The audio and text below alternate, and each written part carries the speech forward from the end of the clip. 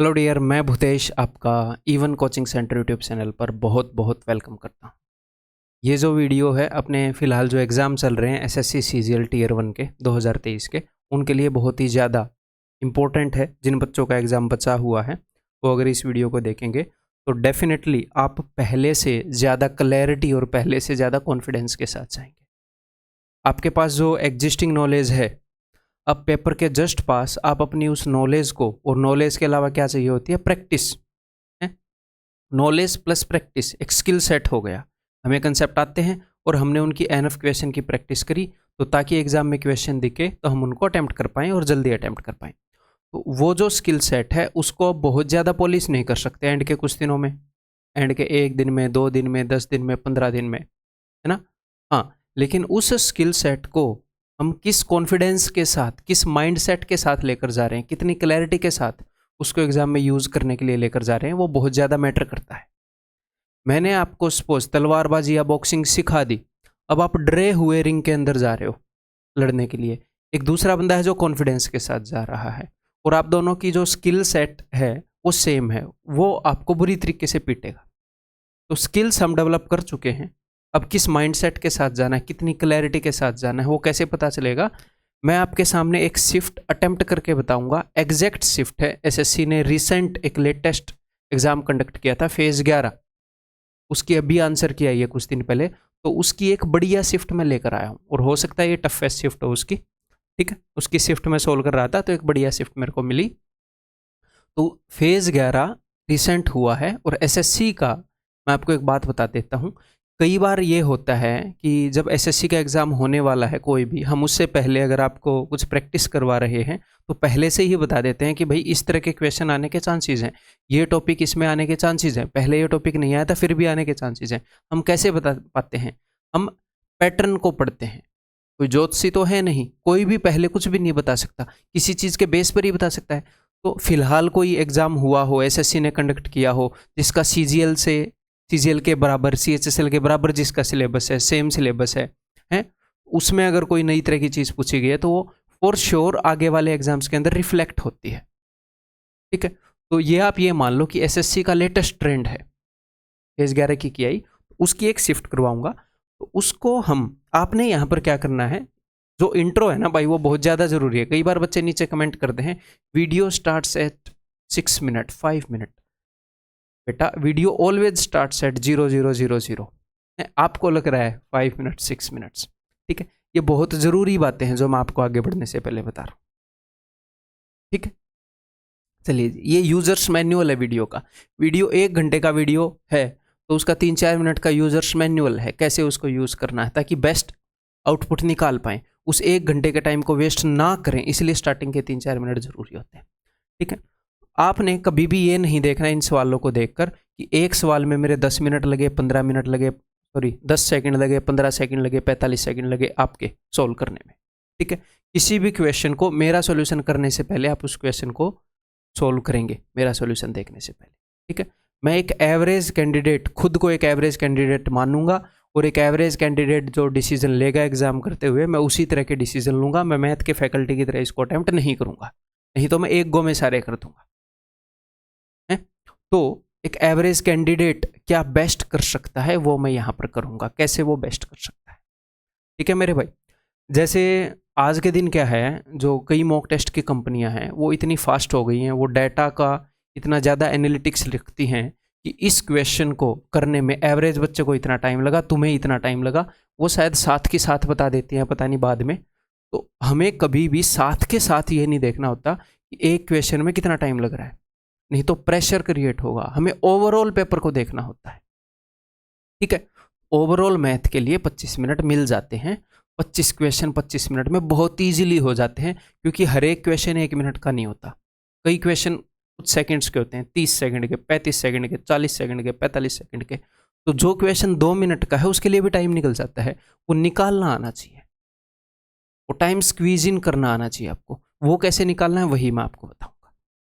तो किसी और हमें कोई भी क्वेश्चन दिखेगा तो हमें ये नहीं पता कि ये 2 मिनट का है, 1 मिनट का, 30 सेकंड का, हमें तो नहीं पता होगा। वो कैसे पता चलेगा? जब हम बहुत ही शांति से क्वेश्चन को पढ़ेंगे।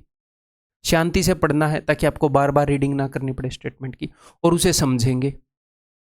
तो फिर हमें पता लग जाएगा कि अच्छा ये तो मैंने पहले किया हुआ है, या फिर अभी मैं ये नहीं कर सकता, ये तो पता नहीं कैसा है। या तो कर लोगे या नहीं कर लोगे। फिर आपने डिसाइड करना है क्वेश्चन को पढ़ने के बाद। अगर आपको लग जाए ये मैं अभी कर सकता हूँ तो उसको अभी कर दो, नहीं तो उसको बाद में कर दो। अगर आपको लग रहा है कि बाद में मैं इसको फॉर श्योर कर लूँगा, या ये थोड़ा सा कैलकुलेटिव है, टाइम ले सकता है, कर तो मैं इसको लूँगा लेकिन मैं अभी नहीं करना चाह रहा, तो उसको मार्क फॉर रिव्यू कर दो। एक आधे ऐसे क्वेश्चन होते हैं कि क्वेश्चन की शक्ल देखते ही हम अनकंफर्टेबल हो गए, तो आपका दिल कर रहा है यार अभी तो ना करूं। या फिर कई बार बच्चे करते हैं कि डीआई के क्वेश्चन को पहले नहीं करूंगा, तो मार्क फॉर रिव्यू करता हूं बिना पढ़े भी, अगर आप उसको छोड़ना चाह रहे हैं। क्यों? क्योंकि दोबारा क्वेश्चन जब आप करोगे अगले राउंड में, तो मार्क फॉर रिव्यू वाले को पहले देखेंगे। कोई क्वेश्चन हमें लग रहा है इसको हम कर सकते थे, जल्दी कर सकते थे, या फिर मैंने पढ़ा नहीं, उनको मार्क फॉर रिव्यू कर दो। तो राउंड 1 में वो वाले क्वेश्चन होंगे जो आप अभी कर दोगे, फिर राउंड 2 में मार्क फॉर रिव्यू वाले, फिर राउंड 3 में बाकी क्वेश्चंस को हम देखेंगे। तो यहाँ पर हम सिर्फ और सिर्फ अपनी नॉलेज को चेक करेंगे कि हम कितने क्वेश्चन ऐसे हैं जो हम कर सकते हैं विद इन टाइम। ओवरऑल मिलाकर बाद में देखेंगे, उससे हमारा कॉन्फिडेंस बूस्ट होगा। ठीक है भाई। और ये एक बढ़िया शिफ्ट है, तो इसके अंदर एवरेज स्कोर 27-28 ही रहेगा कैंडिडेट्स का। ठीक है, क्लियर है? आगे बढ़ जाऊं फिर मैं, स्टार्ट कर दें काम अपना। तो आगे बढ़ने से पहले इसी तरीके से मैंने मैथ की जो टफेस्ट शिफ्ट हैं, वो जो हैं 3 टफेस्ट शिफ्ट पिछले साल के पेपर्स की करवा रखी हैं। उसकी प्लेलिस्ट का लिंक वीडियो के डिस्क्रिप्शन में मैं दे दूंगा। ठीक है, जो ये वाली वीडियो है, हालांकि आपने ये क्वेश्चन मेरे साथ ही सॉल्व करने हैं, फिर भी उसके बाद अगर आपको इनकी PDF चाहिए तो अपनी, या फिर ये करूँगा मैं इसी वीडियो के डिस्क्रिप्शन में दे दूँगा। ठीक है भाई, थोड़ा अभी ऐप का मैं स्क्रीनशॉट नहीं लाया, वहीं पर दे दूँगा। ठीक, अब मैं आगे बढ़ता हूँ। इस वीडियो को सीरियसली लेना है, पेन नोटबुक उठाकर आपने देखना है। ठीक है, और एन्जॉय करना स्टडी को, मज़ा आएगा आपको। करें फिर स्टार्ट, और बिना 1% भी बर्डन नहीं लेना है। मज़े में देखो, रिलैक्स होकर देखो। मुश्किल है रिलैक्स होकर क्वेश्चन को करना, मुझे पता है, बट अगर आप 20%, 30%, 50% भी रिलैक्स हो गए पहले के कंपैरिजन में, जब आप नर्वस हो, तो भी परफॉर्मेंस एनहांस हो जाएगी। 100% रिलैक्स तो हो गए ही नहीं, कैसे हो गए यार? पेपर है, उसके ऊपर करियर डिपेंड कर रहा है, आगे कैसे हो गए? 100% रिलैक्स होने के लिए नहीं बोल रहा, हड़बड़ाहट एटलीस्ट कम हो जाए। स्टार्ट करूँ फिर? अभी भी धुक धुक हो गई होगी। चलो रिलैक्स हो, रिलैक्स होके करो, कोई दिक्कत ही नहीं है, प्यार से करो। वही चीज़ें हैं जो आपने की हैं। तो ये फेज़ 11 की शिफ्ट यहाँ पर लिखी हुई है। तो अब मैं ये अज्यूम कर रहा हूँ कि हर एक क्वेश्चन जैसे ही स्क्रीन दिखती है तो पॉज करके आप उसे कर रहे हो, फिर मेरी एक्सप्लेनेशन देख रहे हो, भले ही तेज स्पीड पर वीडियो को देख लो, बट देखो पूरी। तो चलिए जी, करते हैं स्टडी। मैं एक एवरेज कैंडिडेट हूँ, उसकी तरह मैं पढ़ूंगा, लेकिन मैं कोशिश करूँगा मैं बहुत ही कामली क्वेश्चन को पढ़ूँ। S and M can do a piece of work in 9 days while M alone can finish it in 12 days। तो अब मेरे को समझ में आ गया, S और M है और M है। 9 और 12 का एलसीएम क्या हो जाएगा जी? 36 हो जाएगा। ठीक है, ये 9 दिनों में कर सकते हैं, ये 12 दिनों में कर सकते हैं। ये एक दिन में कितनी शिफ्ट करेगा? 9 चौके सॉरी कितनी शिफ्ट करेगा है, शिफ्ट से दिमाग में घूम रही है। एक दिन में कितने यूनिट करेगा? 4, ये 12 3 36 3। In how many days S alone can finish the work. तो एम जो है 3 यूनिट करता है, एस और एम मिलाकर 4 करते हैं। एस जो है 1 यूनिट करता होगा, तो 36 यूनिट को 36 दिनों में कर देगा। राउंड 1 में हम निपटा देंगे इस क्वेश्चन, कोई प्रॉब्लम नहीं होगी। आगे बढ़ते हैं।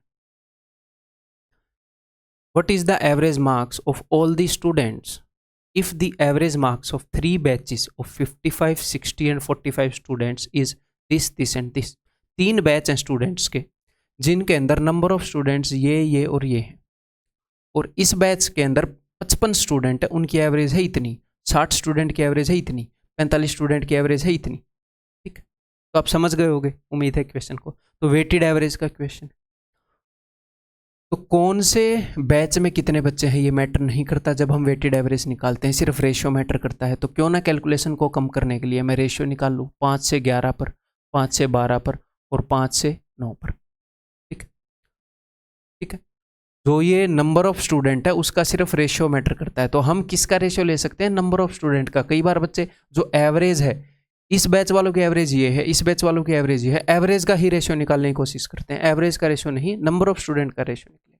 ठीक, तो 11 × 50 500, 12 × 55 12 5 60 और 6 66, 9 × 60 9 6 54 540, तो 600 और 500 1100, 60 और 40 100 1200 और 500 1700, 1700 टोटल सम आ गया डिवाइडेड बाई 11 + 12 + 9, तो 11 और 9 20 और 12 32।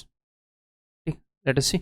4 से ये जाएगा 25 पर और 4 से ये जाएगा 8 पर, तो ये हो जाएगा भाई 25 7 175, 17 25 और 17 42/8, 8 5 40, 8 3 24, 53 पॉइंट समथिंग है। क्या गलत कर दिया क्या?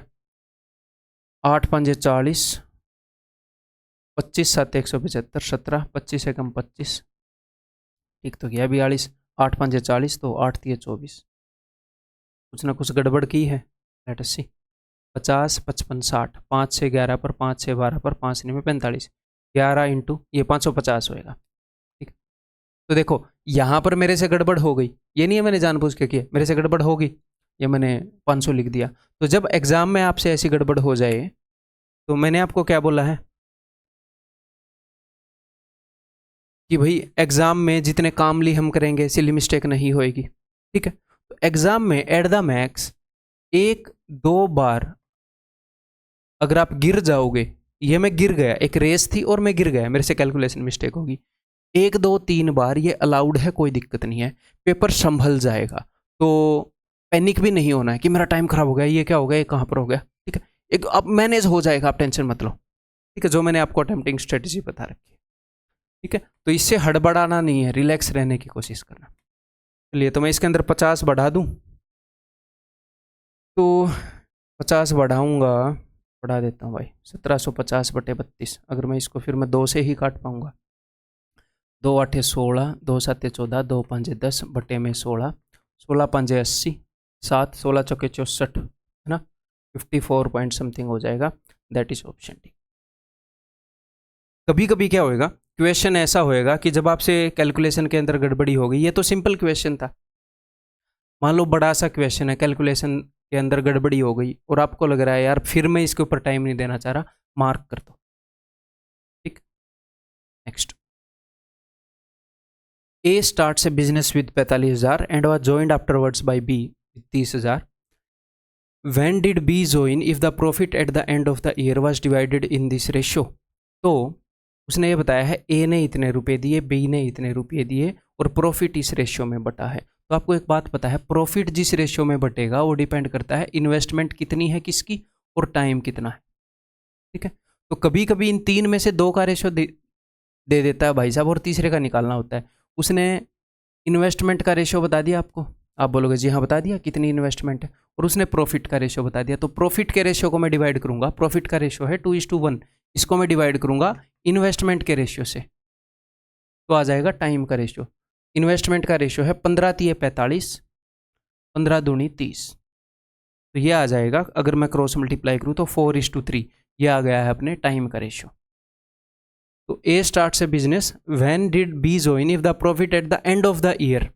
तो इस 4 की जगह है 12 मंथ, ए ने 12 मंथ तक बिजनेस किया था, 4 का 3 गुना, तो 3 का 3 गुना 9 मंथ।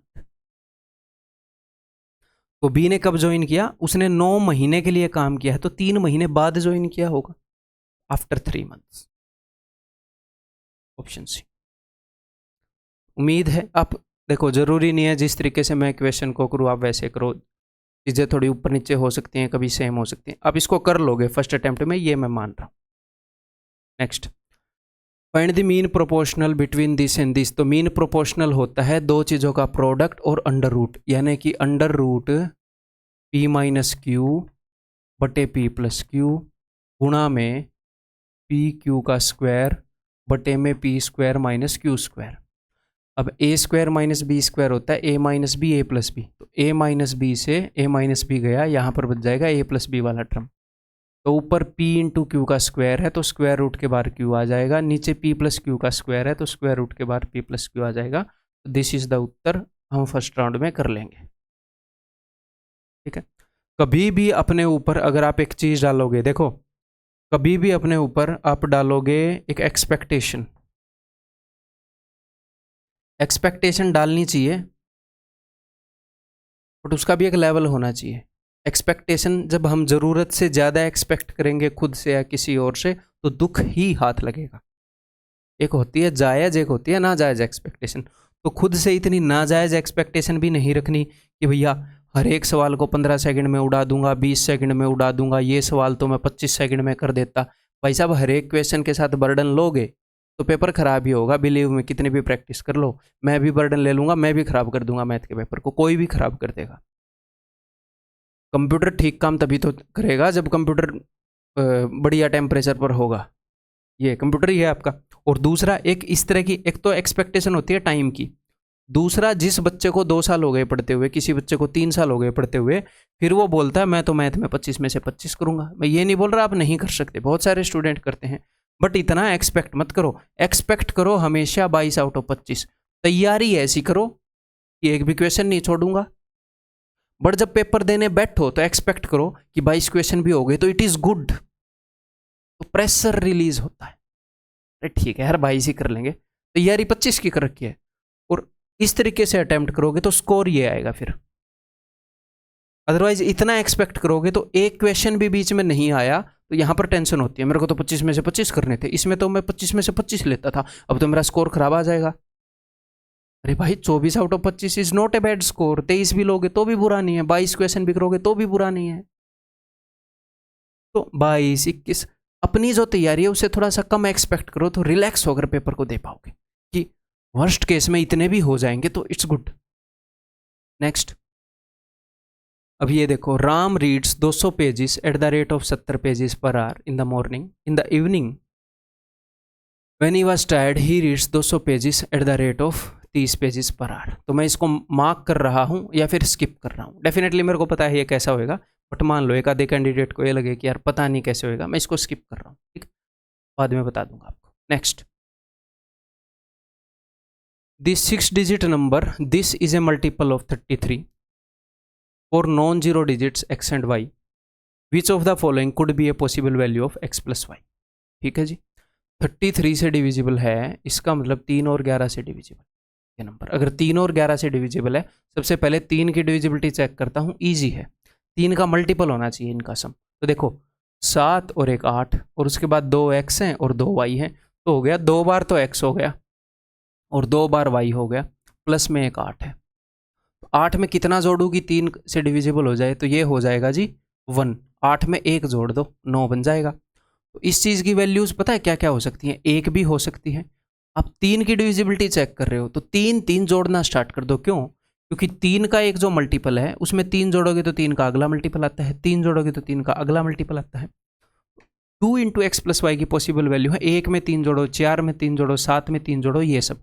अब 2 इंटू एक्स प्लस वाई की अगर ये पॉसिबल वैल्यूज़ हैं तो एक्स प्लस वाई की पॉसिबल वैल्यूज़ क्या होंगी? तो भैया इसकी हाफ, क्योंकि एक्स प्लस वाई के डबल की ये वैल्यू है तो एक्स प्लस वाई की वैल्यू होगी 1/2। ये तो पॉसिबल नहीं है। 4 का हाफ 3, 10 का हाफ 7, इसका हाफ तो कर नहीं सकते, 10 का हाफ 5। इतनी स्ट्रॉन्ग कैलकुलेशन भी नहीं होनी चाहिए कि 10 का हाफ 7 लिख दे, ठीक है। अरे यार 4 का हाफ 3, क्या मेरे दिमाग को क्या हो रहा है, ठीक, मतलब आज ठीक ठाक है नहीं दिमाग, बढ़िया परफॉर्म नहीं कर। ऐसा कुछ नहीं होता है, मेरे को बस बीच में बोलना पड़ रहा है ना, तो इसलिए चीज़ें हो जाती हैं, ठीक है। दिमाग बढ़िया ही काम करता है, जब मैं बिना बके क्वेश्चन को करूँगा तो वो बढ़िया ही होएगा। तो कभी कभी बच्चे ये भी सोचते हैं उस दिन दिमाग काम करेगा कि नहीं करेगा। क्यों नहीं करेगा? कभी आपका ऐसा हुआ है कि सुबह उठे और हाथ हैंग हो गया, आज तो हाथ काम नहीं कर रहा? रोज़ करता है, तो ये भी रोज़ करता है। रिलैक्स रहो, ठीक है। तो देखो 2 में 3 जोड़ा, 5 में 3 जोड़ा, 8 में 3 जोड़ा, 11, ये सारी पॉसिबल वैल्यूज़ हैं। जब आप इस क्वेश्चन में यहाँ तक आओगे तो मैं ये मान रहा हूँ आपको लगेगा यार ये थोड़ा सा कॉम्प्लेक्स है, तो आप क्या करो, मार्क। मैं रियल में एग्जाम में जो होता है उसको यहाँ पर रिप्रेजेंट करना चाह रहा हूँ आपके सामने। मैं क्या करता, मैं मार्क कर देता इस क्वेश्चन को। अगर आपको पहले ही ये लगा, मान लो क्वेश्चन करने से पहले ही कि यार पता नहीं क्या है, तो भी मार्क या स्किप कर देते, कोई दिक्कत नहीं। ऐसे बढ़ेंगे एग्जाम में आगे।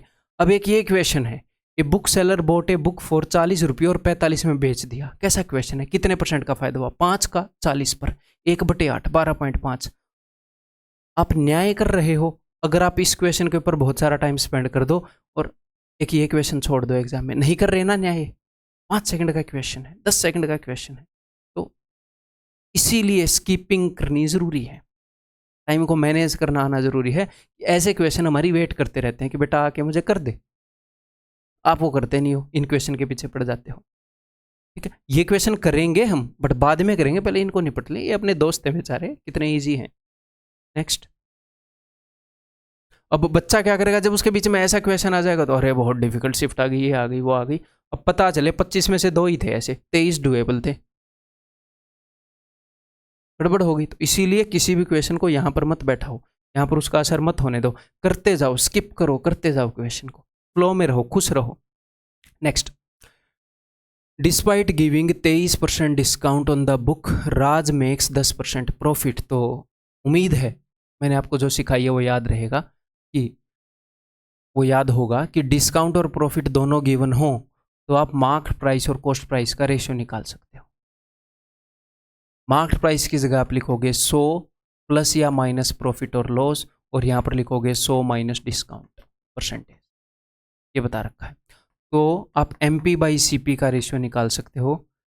प्रॉफिट कितना है 10%, तो यहाँ पर आएगा 110, और डिस्काउंट 23%, 100 माइनस 23 आ जाएगा 77। अगर मार्केट प्राइस 110 यूनिट है तो कॉस्ट प्राइस 77 यूनिट है, ठीक है। अब हाँ, अब उसने दिया क्या है, देखो, अगर आपको मार्केट प्राइस और कॉस्ट प्राइस मिल गया तो आप सेलिंग प्राइस भी बता सकते हो। सर कैसे? सेलिंग प्राइस है कॉस्ट प्राइस से 10% बढ़ा, तो आप बोल सकते हो 77 इंटू 11/10। ये भले ही पॉइंट में आए, आप बता तो सकते हो, हाँ जी सर बता सकते हैं। या फिर आप बोल सकते हो 110 का 77%, ठीक है। आप प्रॉफिट या लॉस भी बता सकते हो। सर कैसे? कॉस्ट प्राइस अगर 77 है तो प्रॉफिट कितना है, तो प्रॉफिट है 10%, यानी कि कॉस्ट प्राइस का 10%, यानी कि 7.7। आप कर क्या रहे हो, आप एक ऐसी कंडीशन आपने क्रिएट कर दी जो ये सारे रूल फॉलो करती है रेशियो के अंदर। अब हमें पता है कि हमारे लिए हमने जो कंडीशन क्रिएट करी उसमें तो प्रॉफिट इतना है, भाई साहब ने इतना बता रखा है। अच्छा 7.7 यूनिट की ये वैल्यू है, तो ठीक है भैया, 1 यूनिट की वैल्यू ये है। उसने कितने यूनिट की पूछ रखी है, क्या पूछ रखा है, उसने पूछ रखा मार्केट प्राइस यानी कि 110 यूनिट की, तो गुणा में 110। अब ये पॉइंट हटा के यहाँ पर 0 किया, 11 7 77, 7 9 63, 900 इस आंसर। तो भाई ये याद होगा ना आपको, उसके बाद आप ये कर सकते हैं। इसको मैं डूएबल मान लूँ। इसको एक और तरीके से कर सकते हैं वैसे, देखो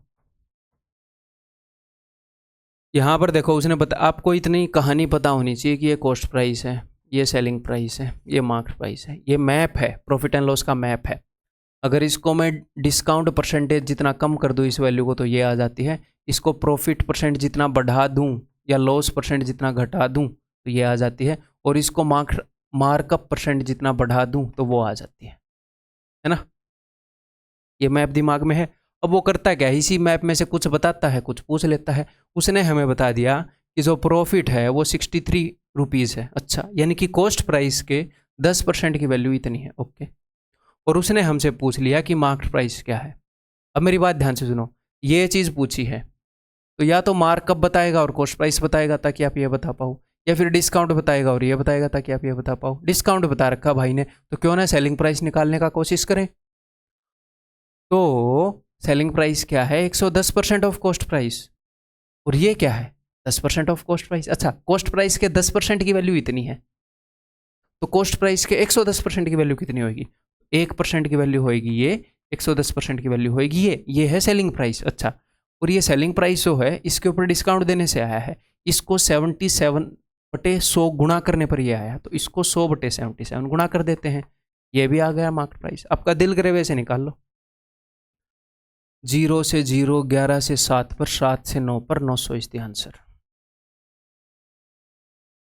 अब चाहे कैसे भी निकालो एग्जाम में, ये शांति से निकाल लोगे, 5-10 सेकंड ऊपर नीचे ले लोगे, फर्क नहीं पड़ता, पेपर बढ़िया जाएगा। नेक्स्ट, आप 100% क्वेश्चंस को बेस्ट मेथड से नहीं कर सकते, कोई भी नहीं कर सकता। क्यों? क्योंकि भाई टाइम का प्रेशर रहता है। अगर हम 70% क्वेश्चंस को भी बेस्ट मेथड से कर पाएँ दैट इज़ गुड। बाकी के जो 30% क्वेश्चन बचे हैं इनमें से कुछ को सेकंड बेस्ट मेथड से करोगे, कुछ को थर्ड बेस्ट मेथड से करोगे, कुछ को फोर्थ बेस्ट मेथड से करोगे, कुछ को करोगे ही नहीं, ठीक है। तो ये नहीं है कि सारे के सारे क्वेश्चन मैं तो श्योर टेस्ट वैसे करूँगा, नॉट पॉसिबल। आपके ऊपर एक सुई चल रही है टाइम की, ठीक है।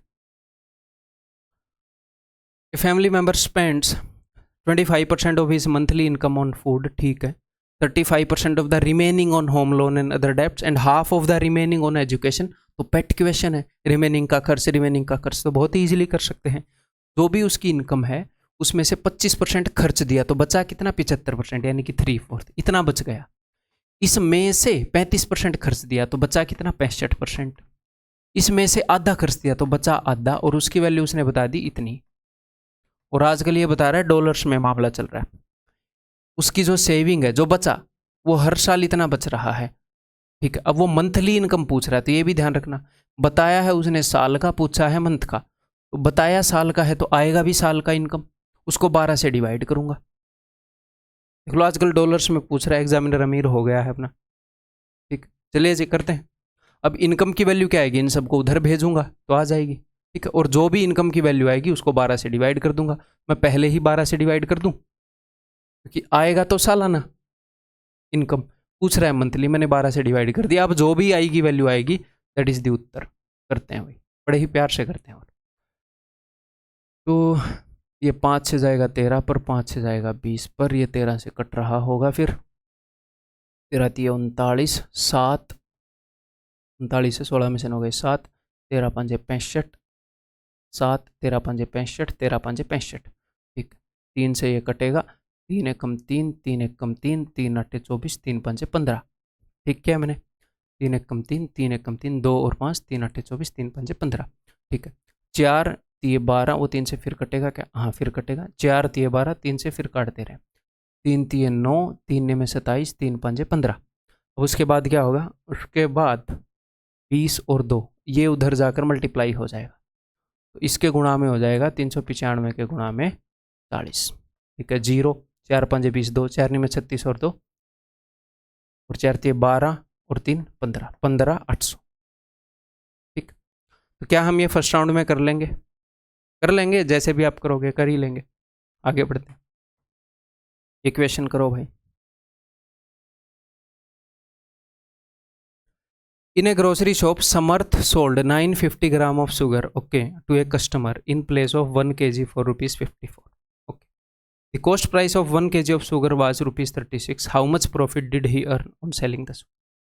क्वेश्चन सिंपल है, बट मैं अपने आप को एक एवरेज एस्पिरेंट मान रहा हूँ, तो मैंने सोचा बाद में करता हूँ इसको, यार मार्क करता हूँ। ठीक, हो सकता है आप अभी कर दो, बाद में कर दो, मैं हूँ बहू वो करने की नहीं बोल रहा जो मैं कर रहा हूँ, थोड़ा मोटा ऊपर नीचे चलेगा, जस्ट हम स्ट्रेटेजी डिस्कस कर रहे हैं। सपोज आपने छोड़ दिया कि नहीं भाई अभी नहीं। अब देखो इसके जस्ट बाद कैसा क्वेश्चन है, वो बोल रहा है फाइंड द सिंपल इंटरेस्ट 24,000 के ऊपर 18% per annum for a period of 7 month. अच्छा, 7 महीने का ब्याज बताओ।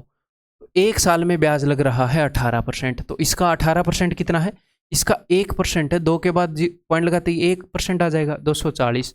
18% है ये 12 महीने का ब्याज है, तो 12 से डिवाइड करूँ, ये 1 महीने का ब्याज है, 7 महीने का चाहिए, 7 से गुणा करो।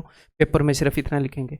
अब ये मत बोलना बहुत आसान क्वेश्चन लाए हो, मैं नहीं लाया हूँ, एग्जामिनर आपके लिए हर साल लाता है। ठीक है भाई, 12 दूनी 24, 18 7 126, 126 का डबल 252 के आके 0, दैट इज ऑप्शन बी। हर साल हर शिफ्ट के अंदर ऐसे कई क्वेश्चन होते हैं, ऐसे 5 से 6 क्वेश्चन होते हैं। 25 में से मैं गारंटी से बोल रहा हूँ ऐसे 5 से 6 क्वेश्चन होते ही होते हैं, बहुत ही सिंपल। इनको हम वेरी सिंपल बोल सकते हैं। चलो, एक्चुअल में तो आपका एग्जाम 20 क्वेश्चन का हो गया ना, फिर 20 क्वेश्चन का हो गया ना।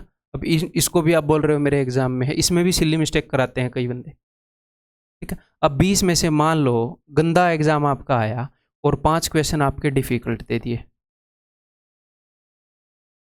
अब 5 क्वेश्चन अगर मैं डिफिकल्ट दूंगा, हर चौथे क्वेश्चन के बाद एक क्वेश्चन डिफिकल्ट आएगा, तो आपका दिमाग खराब हो जाएगा कि ये कैसा पेपर आया है। आपको ये नहीं दिखेगा कि 4 इजी आ रहे हैं, आपको दिखेगा जल्दी ही एक डिफिकल्ट क्वेश्चन आ जाता है। हमारा दिमाग ऐसे ही काम करता है। इसमें से 15 मान लो मॉडरेट क्वेश्चन आए, तो देखो ये मैंने वर्स्ट शिफ्ट बताई है, 5 डिफिकल्ट किसी में नहीं आते, 3 डिफिकल्ट आते ही बात डिफिकल्ट की तरफ चली जाती है, क्योंकि मॉडरेट क्वेश्चन भी एक आधे आपको तुरंत स्ट्राइक नहीं होते। ठीक है, तो एक level of skill set develop करने के बाद पेपर को देने का तरीका बहुत ज़्यादा मैटर करता है, जो सिखाया नहीं जाता जनरली कैंडिडेट को। In an 800 metre race the ratio of speed of 2 contestants Alka and Meera is 4:7। 800 metre की रेस में 4:7 रेशियो है इनकी स्पीड का, ठीक है। Alka has a start of 520 metre, तो ठीक है। देखो इन क्वेश्चन में अल्का और मीरा की रेस की स्पीड का रेशियो है 4:7। जो स्पीड का रेशियो होता है वही डिस्टेंस का रेशियो होता है। जिसकी ज़्यादा स्पीड वो ज़्यादा दूर तक दौड़ जाएगा। या दो बंदे इकट्ठे रेस स्टार्ट कर रहे हैं, तो जब रेस ख़त्म होगी तो दोनों ने रेस ख़त्म, तो पहले वाला जीतते ही रेस ख़त्म हो गई, तो टाइम तो सेम है, दोनों सेम टाइम के लिए भागे। जिसकी ज़्यादा स्पीड है वो ज़्यादा दूर भाग जाएगा सेम टाइम में, जिसकी डबल स्पीड है वो डबल भाग जाएगा सेम टाइम में। तो जो इनकी स्पीड का रेशियो है वही इनके डिस्टेंस का रेशियो है। डिस्टेंस का रेशियो कब? अगर सेम टाइम के अंदर डिस्टेंस देखे तो। ये 4 मिनट भागेगा तो ये 7 मिनट भागेगी। अब इसने बताई है कि Alka has a start of 520 metre. Alka जो है वो 520 मीटर आगे जाकर खड़ी है, यहाँ पर मीरा खड़ी है, ठीक है। तो मीरा को टोटल कितना डिस्टेंस कवर करना है? पूरा 800 मीटर का। अल्का को कितना करना है? 800 में से 520 घटा दो तो 280 मीटर का।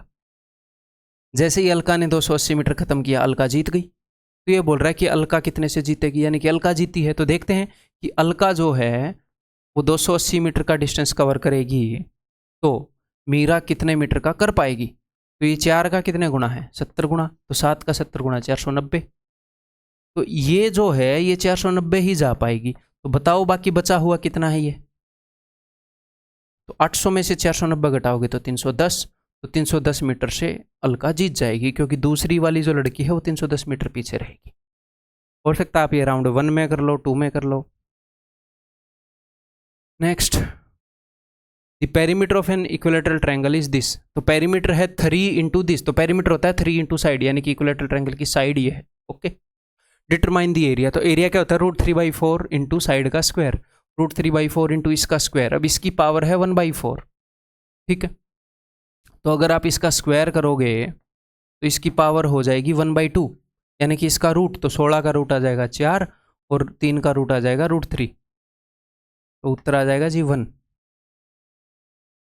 Very very doable question, first round में तुरंत रगड़ देंगे। अब ये देखो बहुत ही ईजी चीज़ है। 30% ऑफ पी, यानी कि 3/10 गुणा पी बराबर है 1/4 Q is equal to 1/5 of S. तो मैंने आपको एक बात बताई है, रेशियो एंड प्रोपोर्शन के अंदर कभी भी ऐसे आए 2a is equal to 3b is equal to 4c, तो आप क्या करो, ऐसे नंबर से डिवाइड करो कि a के बगल में, b के बगल में, 4 के, c के बगल में कुछ बचे ना, यानी कि 4, 3 और 12 के एलसीएम से, यानी कि मान लो 12 से, 2 छिके 12, 3 चौके 12, 4 तिये 12, तो a/6 is equal to b/4 is equal to c/3। तो a b c का यही रेशियो होता है। तो यहाँ पर भी मैं वही करूँगा। मैं इन सबको किससे डिवाइड करूँ? यहाँ पर 1 है, यहाँ पर 1 है, यहाँ पर 3 है, तो 3 से डिवाइड करते हैं या 1/3 से गुणा करते हैं। तो ये आ जाएगा p/10 is equal to q/12 is equal to s/15। यही इनका रेशियो है 10, 12, 15। फर्स्ट राउंड में डूएबल है, ठीक, क्लियर है। Next, a certain amount of work can be done by a man, A women and a boy in 20, 30 and 60 days, ठीक है। तो मैन, वीमेन और बॉय, टोटल वर्क मैंने मान लिया है जी 60 यूनिट। तो 20 दिए 60, मैन जो है 3 यूनिट काम कर रहा है, 30 दूनी 60, वीमेन 2 यूनिट काम कर रही है, 60 एकम 60, बॉय 1 यूनिट काम कर रहा है, ठीक है जी। How many boys should be there in order to complete the work in 2 days. अच्छा 2 डेज में काम करना है, अगर 2 दिन में ये काम करना है तो 1 दिन में 30 यूनिट करनी पड़ेंगी भाई, ठीक है जी। अगर 1 दिन में 30 यूनिट करनी है तो कितने बॉयज होने चाहिए? 2 मैन के साथ 1 दिन में 30 यूनिट करनी है, तो 2 मैन 1 दिन में 6 यूनिट कर देंगे और 8 वीमेन 1 दिन में 16 यूनिट कर देंगी। तो 16 और 6 22 यूनिट तो काम हो गया। 30 यूनिट काम है तो बचा कितना? बचा 8 यूनिट काम है। 8 यूनिट करने के लिए कितने बच्चे चाहिए? एक बच्चा 1 दिन में 1 यूनिट करता है, तो 8 यूनिट करने के लिए 8 बच्चे चाहिए। अगर यहाँ पर 2 होता है तो 2 से डिवाइड करते 4 बॉयज, तो 8 बॉयज चाहिए। तो answer is equal to option D, doable in first round बोलूँगा मैं इसको, शांति से करोगे तो हो जाएगा। नेक्स्ट,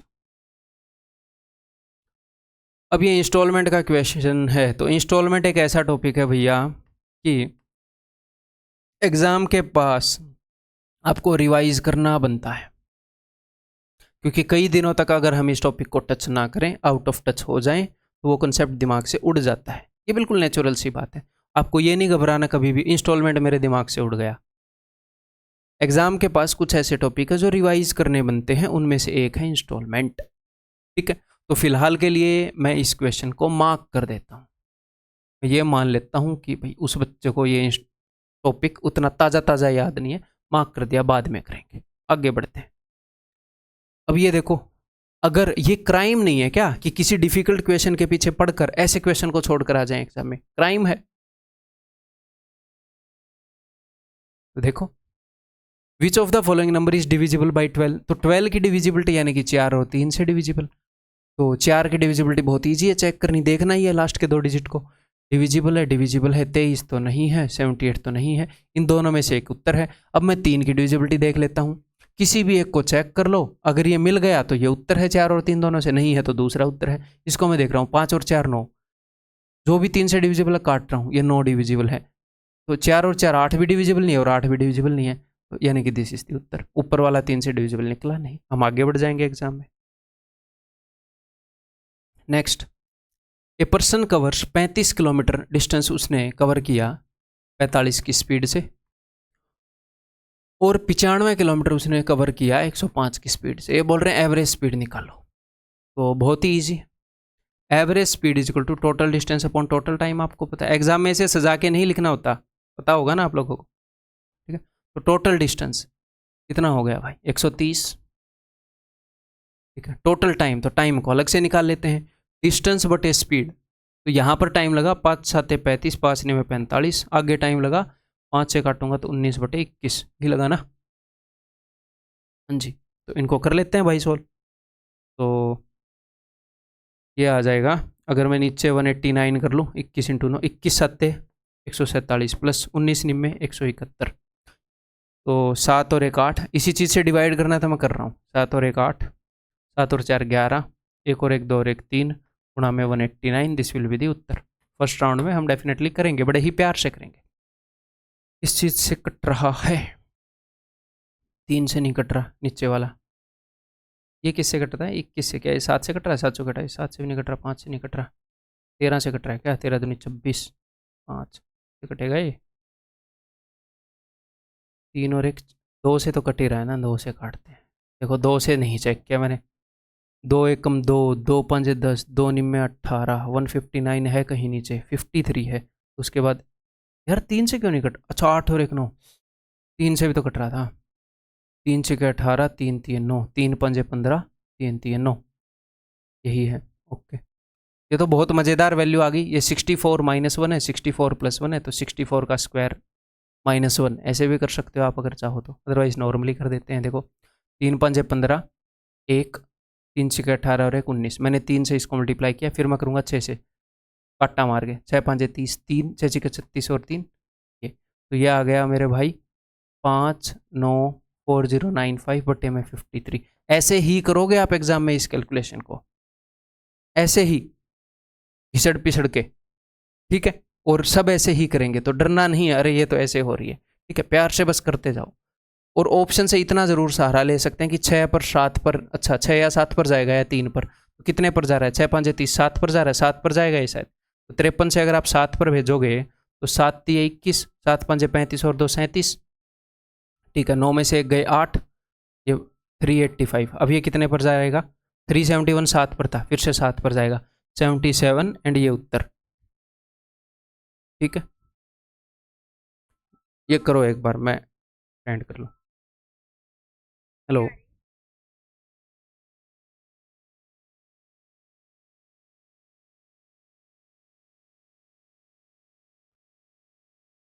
देखो, to pack a set of books Surbhi made a carton that was 48 inches long, 27 inches wide and 30 inches tall. ठीक है भाई, एक क्यूबॉइड बनाया है, लेंथ ब्रेड्थ हाइट दे दी। ठीक है, what will be the total surface area? Total surface area कितना होगा? तो आपको क्यूबॉइड का पता है ना, 2 into L B plus B H plus H L. ठीक है दोस्त, कर देंगे।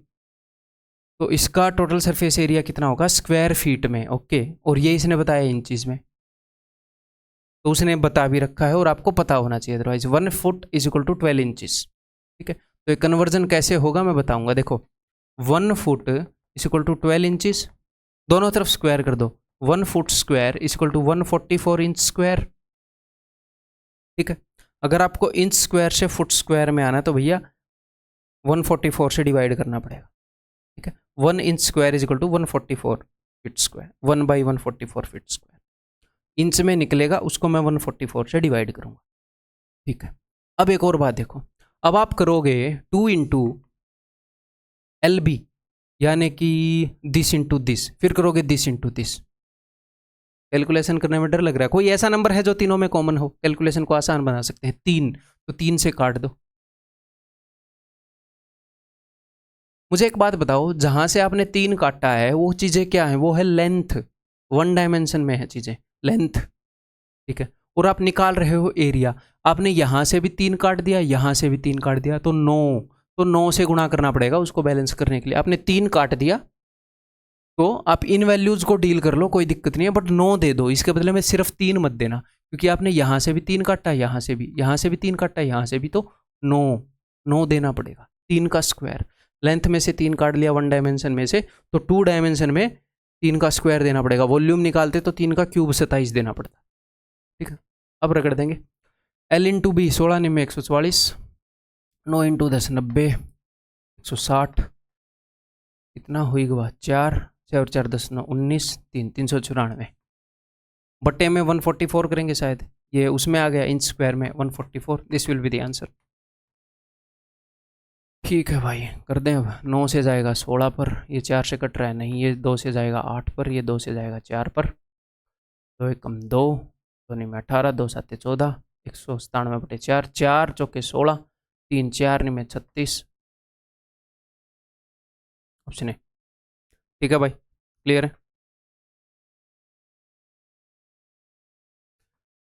देखो 2 तरीके हैं पढ़ाने के। एक तो तरीका है इम्प्रेशन जमाने के लिए, और एक तरीका है सिलेक्शन दिलाने के लिए। इम्प्रेशन जमाने के लिए पढ़ाना ये नहीं है कि मुझे आता नहीं, मैं पढ़ाता नहीं उस तरीके से, क्योंकि इससे ये काम होगा कि इम्प्रेशन जम जाएगा कि भूतेश सर का दिमाग तो कंप्यूटर से भी तेज है, चाचा चौधरी की श्रेणी में आ जाएंगे हम। दिमाग वैसे भी तेज है, किसी को पता हो या ना पता हो, डजंट मैटर। ठीक है, तो मामला क्या है, लेकिन उससे फिर सिलेक्शन नहीं होगा। मेरी तो वाहवाही हो जाएगी, आप लोगों की वाहवाही नहीं होगी। जब सिलेक्शन वाले तरीके से पढ़ाएंगे तो मैं वो तरीका दिखाना चाह रहा हूँ कि एक्चुअल में कि कई बार आप फंस सकते हैं कैलकुलेशन में। ये मैं नहीं दिखा रहा कि हर एक क्वेश्चन को 15 सेकंड में कर दूं। हर एक क्वेश्चन को कोई 30 सेकंड में करेगा, देख लो एग्जाम कितनी देर में हो जाएगा, कोई नहीं अटेम्प्ट कर पाएगा उतनी देर में। ठीक है, सिलेक्शन वाले तरीके से पढ़ाएंगे तो सिलेक्शन के बाद अपने आप वाहवाही कर दोगे, और नहीं करोगे तो भी चलेगा। नेक्स्ट क्वेश्चन करो। Simple interest gained on 9000 at the rate of 8% is equal to this, कि ब्याज इतना है तो टाइम बताओ। तो बहुत ही सिंपल क्वेश्चन। तो देखो भाई, 1 साल में कितना ब्याज लगेगा, ये टोटल ब्याज है। मैं सिर्फ ये देखूंगा कि कितने सालों का ब्याज इकट्ठा हुआ है, ये टोटल ब्याज है। 1 साल में कितना लगता है उससे डिवाइड करूंगा, उसका 1% है 90, और 8% हो जाएगा 90 × 8। 1 साल में इतना ब्याज लगता है, तो देख लेंगे ना इतना जुड़ने में कितने साल लगे। जरूरी थोड़ी है इंटीजर में आएंगे, हो सकता है फ्रैक्शन में हो, इसीलिए मैं ऐसे कर रहा हूँ। 0 से 0 गया, 24 में होता है ना, 216, 8 3 24, 25 तक पहाड़े आपकी टिप्स पर होने चाहिए। ठीक है, टेबल्स एग्जाम के आसपास आपको 25 तक रोज लिखने हैं। स्क्वायर्स जो हैं वो 25 तक 30 तक तो याद करने ही करने हैं। उसके बाद अगर आप 50 तक याद करोगे तो आपको हेल्प मिलेगी। ये तो मैं कंपलसरी बता रहा हूँ कि इनके बिना तो फिर सिलेक्शन मुश्किल ही है। अब कई बच्चे, एक आधे बच्चे मैंने ऐसे देखे हैं जो सिलेक्टेड हैं, वो बोल रहे हैं मैंने तो टेबल याद नहीं करे, बट उसके प्रैक्टिस से हो गए थे। तो दोस्त तूने करे हो या ना करे हो तो गए थे ना तेरे याद, बस वही है। या पहले वो लड़ी याद थे, ये याद होने चाहिए, कैलकुलेशन में मदद करेंगे। क्यूब्स जो हैं 12 तक तो कंपलसरी है, 15 तक भी कर लो। कई लोग क्यूब्स को भी 50 तक बता देते हैं, अरे बकवास है, पता नहीं उन्होंने पेपर देके कभी देखा कि नहीं। 50 तक क्यूब्स कोई सेंस बनाती है चीज़। 15 तक इस ओके, 15 तक कर लो। ठीक है, स्क्वायर्स 30 तक तो कंपलसरी है, 50 तक करोगे तो फायदा होगा। ठीक, next. The ratio of the number of boys to that of girls in a village is 5:3। ठीक है, बॉयज और गर्ल्स का रेशियो बता दिया। ओके, अब ये बोल रहे हैं 40% ऑफ द बॉयज और 60% ऑफ द गर्ल्स एग्जाम में अपीयर हुए। ठीक है, then the ratio of number of boys and number of girls who appeared in the exam, the number of, जो भी उसने पूछा है, उसने एक सिचुएशन बता दी, तो क्यों ना मैं ऐसी एक सिचुएशन क्रिएट कर लूँ। उसने बताया है कि बॉयज़ जो हैं वो 5 हैं और गर्ल्स जो हैं वो 3 हैं। ठीक, ये टोटल बॉयज़ हैं और ये गर्ल्स हैं। इनको मैं लिखता हूँ ऐसे, 5 बॉय हैं और 3 गर्ल हैं। ठीक, अब इसका जो भी, इस 5 का जो जितने भी बॉयज़ हैं उसका 40% अपीयर हुए, 5 का 40% निकालना मुश्किल है ना, और इसका 60% निकालना मुश्किल है, तो एक एक जीरो दे दो, उससे बन जाएगी बात, बन जाएगी। ठीक है, क्लियर है, बात समझ में आ रही है। कभी कभी अब मान लो एग्जामिनर ने यहाँ पर दे दिया 33.33 और यहाँ पर कुछ भी दे दिया भैया, मान लो 27.27%, तो 33.33 का मतलब है कि 1/3 और इसका मतलब हो गया 3/11। तो सर फिर तो आपको सिंपली मन में ये देखना कि 3 से डिविजिबल नंबर चाहिए और 11 से डिविजिबल नंबर चाहिए, तो मैं 11 और 3 33 से दोनों को मल्टीप्लाई कर दूँ तो सिचुएशन क्रिएट करने में आसानी रहेगी। अब ये 40% है, 60% है, तो 10 से मल्टीप्लाई करने से ही बात बन जाती है। अब देखो कितने बॉयज़ अपीयर हुए, इसका 60%, इसका 40%, तो 4 5 20, 10% 5 है तो, और कितने अपीयर नहीं हुए, बाकी के 30। कितनी गर्ल्स अपीयर हुई, इसका 60%, 6 3 18 और 4 3 12 अपीयर नहीं हुई। अब वो बोल रहा है कि जितने अपीयर हुए हैं तो कुल मिलाकर 38 अपीयर हुए और कुल मिलाकर कितने अपीयर नहीं हुए 42। इनका रेशियो बता दो, 2 से काट दो, 19:21।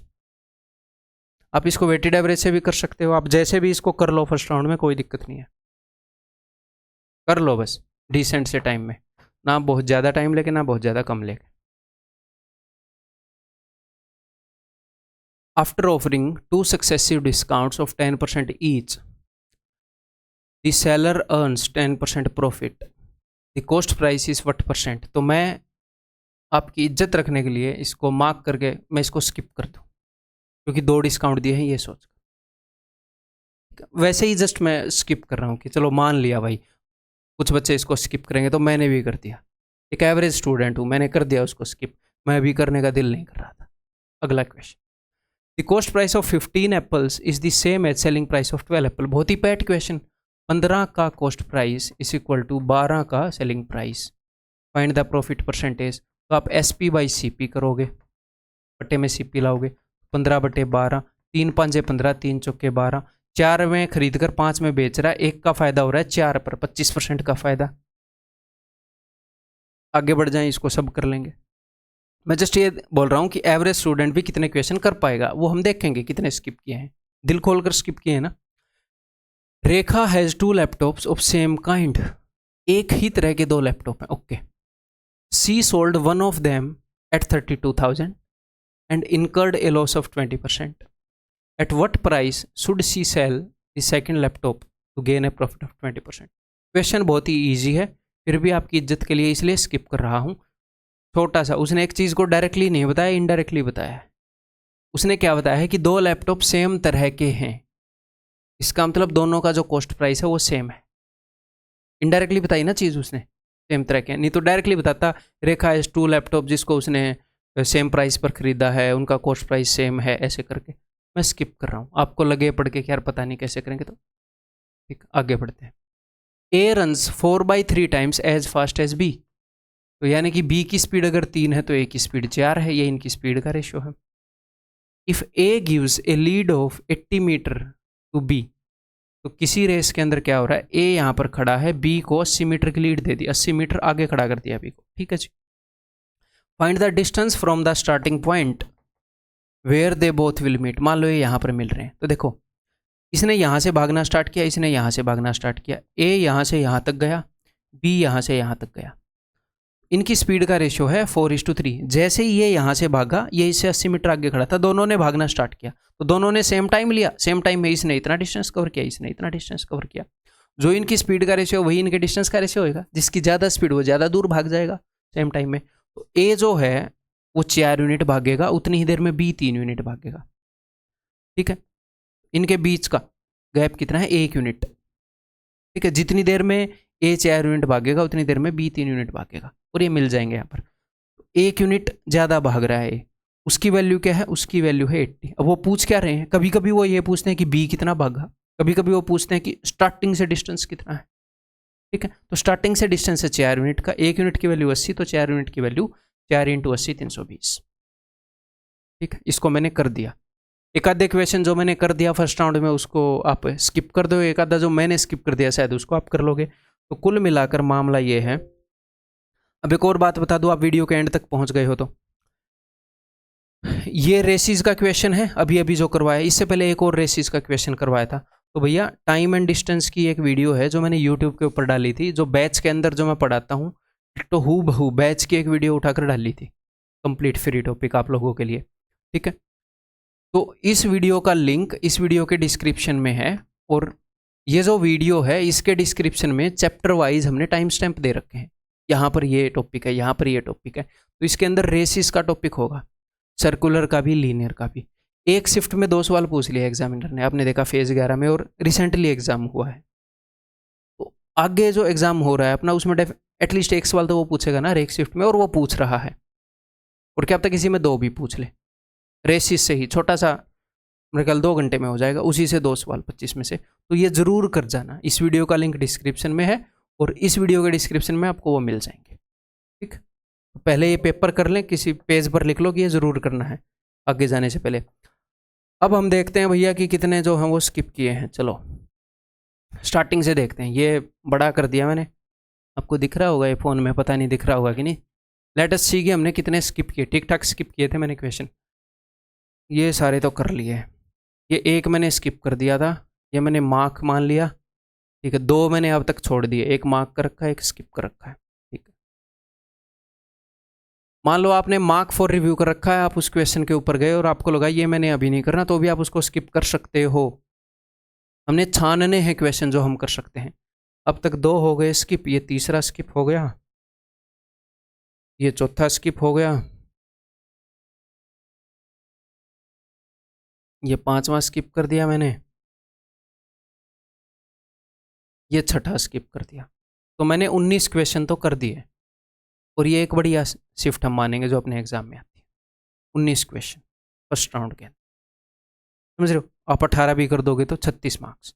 उसके बाद 3-4 क्वेश्चन तो और करोगे, 18 के बाद भी 4 करोगे तो 22 हो गए। ये कहना चाह रहा हूँ कि माइंड सेट कितना ज़रूरी है। अब हम करें एक एक करके क्वेश्चन। चलो, अब होगा क्या, एग्जाम में आपके यहाँ पर जो एक वो बना हुआ होता है डिस्प्ले क्वेश्चन नंबर्स का, तो जो क्वेश्चन कर दिए वो तो ग्रीन हो जाते हैं। तो फिर आपको सिर्फ उन क्वेश्चन के ऊपर जाना होता है जो आपने छोड़ दिए हैं या मार्क कर दिए हैं उनके ऊपर। ठीक, क्लियर है। तो जब आप इन क्वेश्चंस के ऊपर जाओगे तो आप बार बार ऐसे निकलोगे, तो सीधा जो आसान क्वेश्चन है उसको हम छाटेंगे ना बार बार। ये पहले मैं आसान को करवा देता हूँ। चलो भाई, तो अब इसमें से आप 2 कर लोगे, 3 कर लोगे, जो भी है हम ये सारे क्वेश्चन कर लेंगे, मैं करवा देता हूँ। ठीक है भाई, आप जिस भी राउंड में करो। देखो, तो उसने बोला था रेखा के पास 2 लैपटॉप हैं और एक ही तरह के हैं, इसका मतलब वो सेम तरह के लैपटॉप है, तो सेम रेट में उसने खरीदे हैं, ये वो कहना चाह रहा है। उसने एक को तो बेच दिया 32,000 का, और उसके ऊपर उसको लॉस हुआ है, यानी कि ये 80% की वैल्यू है। और वो पूछ रहा है दूसरे को कितने में बेचे, to gain a profit of 20%, कि दूसरे वाले लैपटॉप पर उसको 20% का फायदा हो जाए। ठीक है, उसने ओवरऑल तो नहीं पूछा ना, at what price should she sell the second laptop to gain a profit of 20%। ठीक है, तो सेम लैपटॉप हैं तो दोनों का कॉस्ट प्राइस सेम है, तो 80% की वैल्यू इतनी है, तो 80 का आपको दिख रहा है 4 गुना, 80 चौके। ऐसे ही यहाँ पर आप 120% की वैल्यू निकालोगे, 12 चौके 48, तो ये हो जाएगा जी। क्लियर, उत्तर कितना हो जाएगा, 80% की वैल्यू उतनी है, 120% की वैल्यू निकालने के लिए बोल रहा है ऑप्शन सी। ठीक, सारे क्वेश्चन करके दिखा देता हूँ, स्टार्टिंग से ही लग जाता हूँ।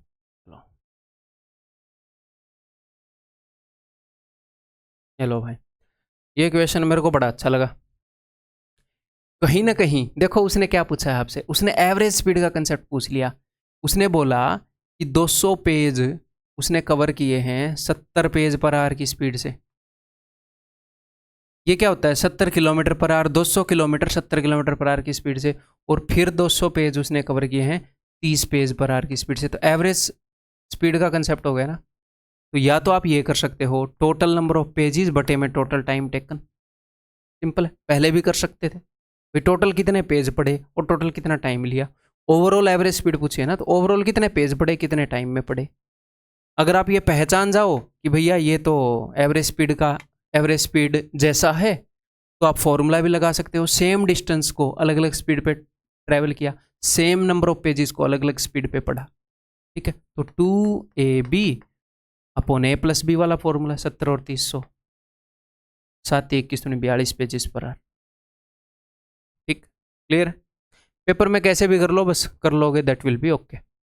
अब ये नेक्स्ट क्वेश्चन भाई देखो, अभी मैं आपको सीधा बताता हूँ। देखो, उम्मीद है कि आपको याद होगा जो इससे पहले बताया है, फिर से चलो एक बार रिपीट कर देते हैं। ये नंबर जो है 33 से डिविजिबल है, 3 और 11 से डिविजिबल है, तो मैं पहले 3 की डिविजिबिलिटी चेक कर रहा हूँ। तो मैंने इसके 3 की डिविजिबिलिटी कहती है कि सम ऑफ डिजिट 3 से डिविजिबल होना चाहिए। तो 2 बार x आया, 2 बार y और 1 बार 8, तो 2x + 2y + 8 3 से डिविजिबल चाहिए। तो 8 में 1 जोड़ूंगा तो 9, जो कि 3 से डिविजिबल है।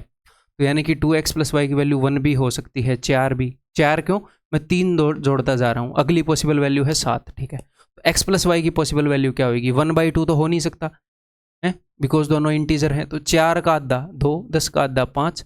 अब मैं 3 जोड़ रहा हूँ, देखो 3 जोड़ा, x + y की जो वैल्यू है, ये सारी आगे और भी वैल्यूज पॉसिबल हैं, ठीक है। अब एग्जामिनर भाई ने बोला है कि x + y की बहुत सारी वैल्यूज हो सकती हैं, इसीलिए वो बोल रहा है कि विच of the following could be a possible value of x + y। तो x + y की सारी पॉसिबल वैल्यूज तो मुझे पता है, 2 5 8 11, 3 जोड़ते रहो, 11 और 3 14। ये मत बोलना इन्फिनिटी तक। 2 सिंगल डिजिट नंबर का मैक्सिमम सम 9 और 9 18 हो सकता है, तो 18 या उससे छोटी होंगी। 14 और 3 17 और 3 20 नहीं हो सकती, तो यही पॉसिबल वैल्यू है। अब वो बोल रहा है x + y की पॉसिबल वैल्यू 5 है 2 है 4 है नहीं, 3 है नहीं, ये तो कट गए। क्या पता यहीं से क्वेश्चन हो जाता। मान लो यहाँ से नहीं हुआ, मैंने 3 की डिविजिबिलिटी यूज़ करी है, अब मैं 11 की यूज़ करूँगा। तो देखो x + y + x यानी कि 2x + y, y + 1 + 8 यानी कि 8 + y। अब 11 की डिविजिबिलिटी क्या कहती है, 11 की डिविजिबिलिटी कहती है इन दोनों का डिफरेंस। मैं डिफरेंस में इंटरेस्टेड हूँ, y से तो y कट गया, ये तो सेम है।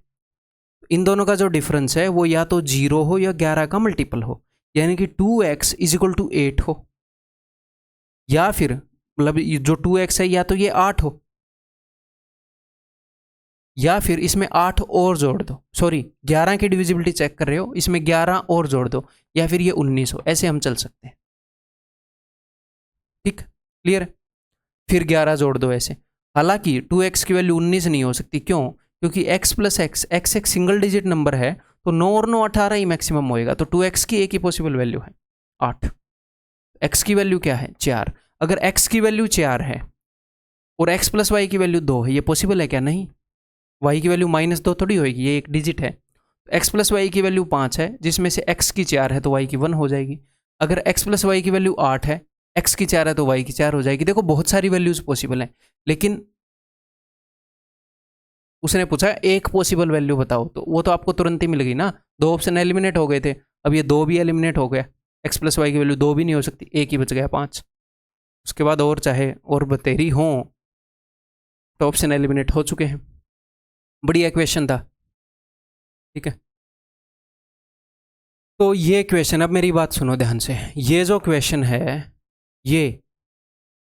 ये नुकसान उसको नहीं पहुंचाएगा जिसको ये आता नहीं, ये नुकसान उसको पहुंचाएगा जिसको आता नहीं और उसने टाइम लगा दिया। एग्जाम में जैसे यहाँ पर आप रुपए देकर दूध और चीनी खरीद लेते हो, दुकान पे रुपए दिए चीनी मिल गई।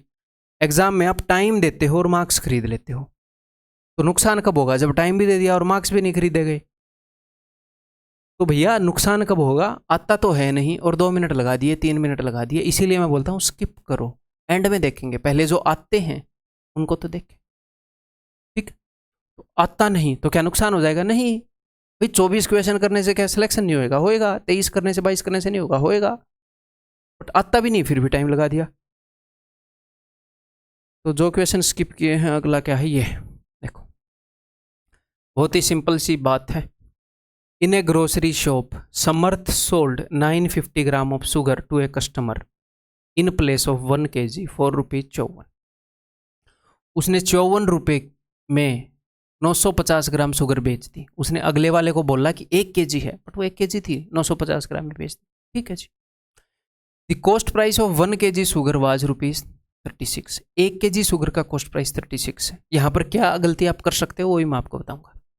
How much profit did he earn on selling the sugar, उसने कितना प्रॉफिट रुपीज में। नंबर 1, जनरली वो परसेंटेज में पूछता है, तो एक बार मैं परसेंटेज वाला भी आपको बता दूं। तो परसेंटेज वाला उत्तर कैसे निकालोगे वो बता दूं। तो भैया परसेंटेज के लिए सबसे पहले मैं देखूंगा 2 फैक्टर हैं, एक तो वे कम चीनी बेची और एक रेट ज़्यादा ले लिया। तो पहला फैक्टर है 36 की चीज़ को 54 में बेच दिया, 54/36 SP/CP। दूसरी फ्रैक्शन बनेगी कि भैया 950 ग्राम दिखा के, मतलब 950 ग्राम बेच दी 1000 ग्राम दिखा के। ये मैं भी आपको सिखा नहीं रहा, ठीक है, सिखाने का फिलहाल टाइम नहीं है, मैं जस्ट बता रहा हूँ कि परसेंटेज ऐसे आ जाएगा। 18 दूनी 36, 18 तीये 5 से 19 पर, 5 से 20 पर, 2 ढाई 10 तीये 30/19, 11 का फायदा 19 पर, परसेंटेज में निकाल दो उत्तर टक। उसने पूछा है रुपीज़ में, ठीक है। तो देखते हैं क्या है मामला, रुपीज़ में आप कैसे निकालोगे। देखो सिंपल सी बात है, प्रॉफिट को रुपीज़ में पूछा है तो भाई सिंपली ये देख लो कि कॉस्ट प्राइस कितना है और सेलिंग प्राइस कितना है, ठीक है। उसने कितनी चीनी बेची, उसने चीनी बेची है 950 ग्राम, उसने 1 किलो नहीं बेची, उसने 950 ग्राम बेची है, 950 ग्राम। तो 950 ग्राम चीनी उसने कितने में बेच दी, सामने वाले से उसके घर से चीनी कितनी निकली 950 ग्राम, सामने वाले से रुपए कितने आए 54, तो सेलिंग प्राइस हो गया 54। कितनी चीनी का 950 ग्राम चीनी का। अब मैं 950 ग्राम चीनी का कॉस्ट प्राइस निकाल लेता हूँ, है ना, फिर आ जाएगा प्रॉफिट। तो ट्रांजैक्शन जो हुई है वो 950 ग्राम चीनी के लिए हुई है, तो 950 ग्राम चीनी को दिमाग में रखना, ठीक है। आप जो कई बच्चे गलती करेंगे वही बताऊंगा। तो 1000 ग्राम चीनी का कॉस्ट है ये, तो 1 ग्राम चीनी की कॉस्ट कितनी हो जाएगी ये, तो 950 ग्राम चीनी की कॉस्ट कितनी हो जाएगी ये, 5 से 19 पर, 5 से 20 पर, 2 ढाई 2 18, 19 8 152, 15 19 और 15 34/10, 34.2 54। इसमें से इसको घटाओगे 0.8, 19.8 इज द आंसर। कई बच्चे ये गलती करेंगे, वो ये बोलेंगे कि 1 किलो चीनी का जो कॉस्ट प्राइस है वो 3600 है, और वो सेलिंग प्राइस निकाल लेंगे कितने का, 1 किलो का कॉस्ट प्राइस निकाल लिया, 1 किलो का सेलिंग प्राइस निकाल देंगे। बोल देंगे अच्छा 950 ग्राम तो 54 में बेची, 1 ग्राम बेची इतने में, और 1000 ग्राम बेची इतने में। भाई उसने सारी चीनी बेच दी क्या, उसने बताया उसने सारी चीनी बेच दी। वो 1 किलो चीनी इतने में लाया और 950 ग्राम उसने इतने में बेच दी, तो वो पूछ रहा बताओ कितना फायदा हुआ। तो 950 ग्राम चीनी की ट्रांजैक्शन हुई है फिलहाल, ठीक है। तो हम देखेंगे कि जो भी चीनी उसके घर से निकल चुकी है उसका सेलिंग प्राइस कितना है और उसी का कॉस्ट प्राइस कितना है। बाकी बेची नहीं बेची, अगर वो लिखे कि इसी तरीके से उसने सारी चीनी बेची थी तो अब बताओ, फिर हम 1 किलो वाला यूज करें, ठीक है। बढ़िया क्वेश्चन है ये, द क्वेश्चन इज बढ़िया, ठीक। आगे नेक्स्ट भाई, ये सिर्फ मैंने इसलिए स्किप किया था कि चलो किसी का अगर इंस्टॉलमेंट वाला कंसेप्ट ताज़ा ना है तो वो भी स्किप करेगा। तो देखो मैंने दिल खोल के क्वेश्चन स्किप किए हैं, फिर भी 19 हो रहे हैं और बढ़िया शिफ्ट के अंदर। तो अब मैं आपको कंसेप्ट सिखाऊंगा नहीं, मैं जस्ट आपको करवा देता हूँ फिर एक क्वेश्चन। तो 4 एनुअल इक्वल इंस्टॉलमेंट हैं और सिंपल इंटरेस्ट वाली है। तो ऐसे में हम क्या करते हैं, मान लो हर एक इंस्टॉलमेंट 100 की है, एक बार बेसिक कंसेप्ट भी रिवाइज करवा देता हूँ। 1 साल के बाद वो बंदा 100 रुपये देगा, दूसरे मैंने मान लिया कि 100 रुपये दे रहा है, और तीसरे साल के बाद वो फिर से 100 रुपये देगा, और चौथे साल के बाद वो फिर से 100 रुपये देगा, और उसने अपना जो इंटरेस्ट, अपना जो भी उसका ब्याज है, सॉरी जो भी उसका लोन है उसने वो उतार दिया, ठीक। तो हम क्या करते हैं इस कंसेप्ट के अंदर, हम ये करते हैं कि हर एक रुपये के ऊपर हम ब्याज लगाते हैं, ठीक है। हम अमाउंट को इक्वेट करते हैं, हम करते हैं amount is equal to amount. अगर मैं हर एक रुपये के ऊपर ब्याज लगा दूं 4 साल का, तो क्या अमाउंट बनेगा। यहां पर लिखा हुआ है what annual payment will discharge a debt. Debt का मतलब होता है प्रिंसिपल प्लस इंटरेस्ट। अगर कोई ये बोलता है मेरे सिर पर 10 लाख का कर्जा है, तो इसका मतलब क्या है, प्रिंसिपल और ब्याज मिलाकर 10 लाख है। ये नहीं बोलता, कभी कोई ये बोलता सुना है कि मेरे सिर पर 5 लाख का कर्जा है प्लस @8% इतने साल का ब्याज। तो भाई जोड़ के बताना, कर्जा तो पूरा हुआ। तो ये जो कर्जा है, हिंदी में क्या लिखा हुआ है, ऋण। ये जो ऋण है, ये जो कर्जा होता है, ये अमाउंट होता है, ब्याज मिलाकर बताया जाता है, ठीक है। तो ये है अमाउंट। तो अमाउंट हो गया 1936। जब अगर मैं कर्जा बताऊंगा मेरे सिर पर इतना कर्जा है, तो मैं सारे रुपयों के ऊपर ब्याज लगाकर फिर बताऊंगा मेरे सिर पर इतना कर्जा है, ठीक। अब यहां पर देखो, बंदे ने 100 रुपये 1 साल के बाद दिए, 2 साल के बाद दिए, 3 साल के बाद दिए, चौथे साल में 100 रुपये दिए। तो ये जो रुपये 3 साल के बाद आप जो 100 रुपये दे रहे हो, अगर इस रुपये के ऊपर सिर्फ 3 साल का ब्याज लगा होगा, है ना, 3 साल के बाद रुपये दे रहे हो, आपने रुपये 3 साल के लिए यूज़ किए, तो 3 साल का ही ब्याज लगा होगा। 1 साल का और ब्याज अगर मैं इसके ऊपर लगा दूँ 14% के हिसाब से, मैं इस कंसेप्ट को फुल्ली नहीं समझा रहा हूँ, जस्ट रिवाइज करवा रहा हूँ, नहीं तो पूरा टाइम लग जाएगा, 15-20 मिनट एक ही पर। तो इसमें 14 जोड़ो, 114, फिर इसको 2 बार 14 और 14 28, इसको लिखोगे 142, ठीक है। तो ये टोटल अमाउंट आ गया। तो टोटल अमाउंट कितना है, देखो ये हमेशा एपी में होते हैं। तो आप इसको कैसे कर सकते हो, देखो इन दोनों का जो सम है, इन दोनों का जो सम है वो सेम ही होएगा। तो फर्स्ट और लास्ट को जोड़ लो, कितना हो गया 242, और सेम इन दोनों का सम होएगा, उसको डबल कर दो 484। तो जो अमाउंट है, जो मैंने एक सिचुएशन क्रिएट करी है यहाँ पर, सेम डिट्टो सिचुएशन क्रिएट कर ली, उसके हिसाब से अमाउंट आया 484। एक्चुअल में अमाउंट है इतना, ठीक है। तो 484 यूनिट की वैल्यू है ये, तो 1 यूनिट की वैल्यू हो जाएगी ये। और हर एक इंस्टॉलमेंट का वैल्यू कितना, हर एक इंस्टॉलमेंट की वैल्यू है 100 यूनिट। तो 100 की वैल्यू पूछ रहा है वो, इंस्टॉलमेंट कितनी बनेगी, तो ये जाएगा 4 पर 400 इसके उत्तर। मैं आई एम रिपीटिंग, मैं कंसेप्ट नहीं समझा रहा था यहाँ पर, आपको रिवाइज करवा रहा था। नेक्स्ट, ये छोड़ दिया था, चलो अब ये करके बताता हूँ। देखो 2 तरीके से करके बताऊंगा। मैंने आपको एक कंसेप्ट बताया कि MP/CP is equal to 100 plus में प्रॉफिट कर लो या माइनस में लॉस कर लो, और 100 माइनस डिस्काउंट, ठीक। ऐसे आप कर सकते हो अगर ये चीज़ें परसेंटेज में हो तो। एक्चुअल में ये कंसेप्ट पता है क्या है, एक्चुअल में ये कंसेप्ट है कि 100 प्लस प्रॉफिट या माइनस में लॉस बटे में 100, और नीचे होता है 100 माइनस डिस्काउंट बटे में 100, यानी कि, और 100 से 100 कट जाता है, ठीक है। तो जब उसने यहाँ पर उसने 2 बार ही डिस्काउंट दे दिए, 2 सक्सेसिव डिस्काउंट्स। अगर वो 2 डिस्काउंट दे दे, 3 डिस्काउंट दे दे, या मल्टीपल तरीके से प्रॉफिट कमा ले, तो कोई दिक्कत नहीं है। आप फ्रैक्शन का यूज कर लो। आप क्या कर लो, फ्रैक्शन का यूज। कैसे, देखो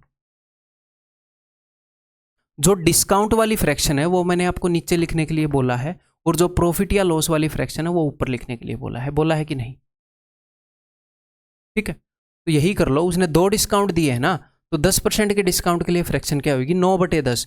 तो 2 बार नीचे 9/10 कर दो,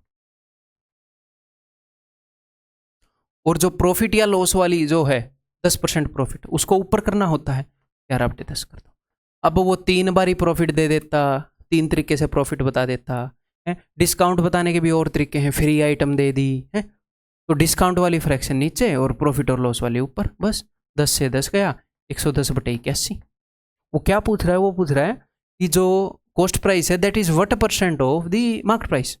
81 जो है वो 110 का कितना % है, तो अभी देख लेते हैं।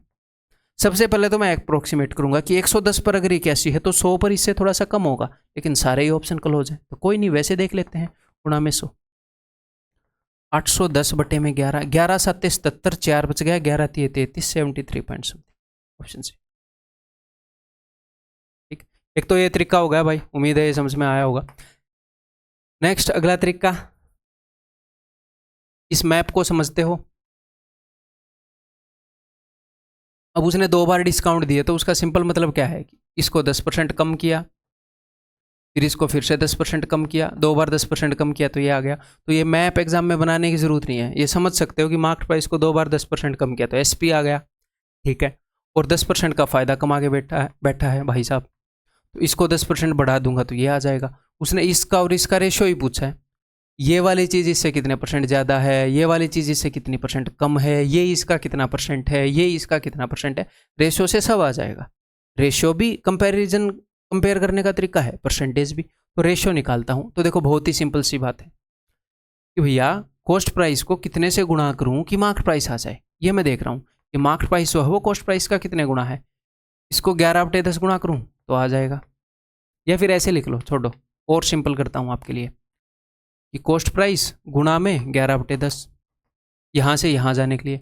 अब यहाँ से यहाँ आओगे 9/10 गुणा करके, फिर यहाँ से यहाँ आओगे 9/10 गुणा करके, यानी कि यहाँ से वहाँ जाने के लिए 2 बार 10/9 गुणा इक्वल टू मार्केट प्राइस। तो आप CP/MP कर सकते हो कि नहीं, ये काम दिमाग में चलेगा। तो ये हो जाएगा 81/110, सेम कहानी रिपीट हो जाएगी फिर से। ठीक है भाई, क्लियर है? आगे कुछ बचा है?